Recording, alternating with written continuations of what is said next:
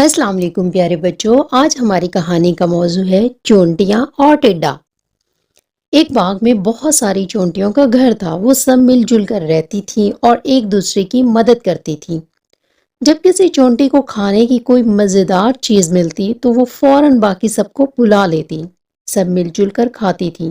ایک دن کہیں سے ایک ٹڈا اچھلتا کودتا اس باغ میں آ گیا۔ ٹڈے کو گانا گانے کا بہت شوق تھا۔ وہ پتوں کے سائے میں بیٹھ گیا اور گانا گانے لگا۔ اچانک اس نے دیکھا کہ ایک چونٹیوں کی ایک لمبی قطار چلی جا رہی ہے۔ ہر چونٹی نے اناج کا ایک دانہ اٹھایا ہوا ہے اور بڑی محنت سے اس کو اپنے گھر تک لے جا رہی ہیں۔ ٹڈا بہت حیران ہوا۔ اس نے چونٹیوں سے پوچھا، بہنوں، اتنی سخت گرمی میں یہ محنت مشقت کیوں کر رہی ہو؟ یہاں چھاؤں میں آ کر بیٹھو اور میری طرح آرام کرو۔ آؤ میں تمہیں ایک خوبصورت گانا سناتا ہوں۔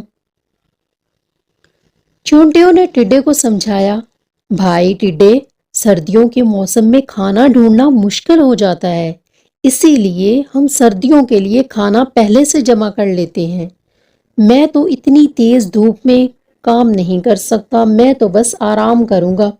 جب سردی کا موسم آیا تو ٹڈے کو کئی دن تک کچھ کھانے کو نہ ملا۔ وہ بہت پریشان ہوا کہ کیا کرے۔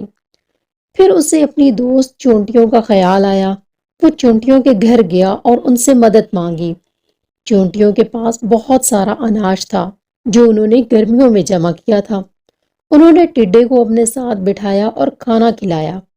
ٹڈے نے چونٹیوں کا بہت شکریہ ادا کیا اور کہا، تم سب واقعی بہت سمجھدار ہو۔ گرمیوں کے موسم میں محنت کرتی ہو اور اب آرام کر رہی ہو۔ میں نے سارا وقت آرام میں ضائع کیا اور اب پچھتا رہا ہوں۔ دیکھا بچوں، اس کہانی سے یہ سبق حاصل ہوتا ہے کہ وقت ضائع نہیں کرنا چاہیے اور محنت کبھی رائے گاہ نہیں جاتی۔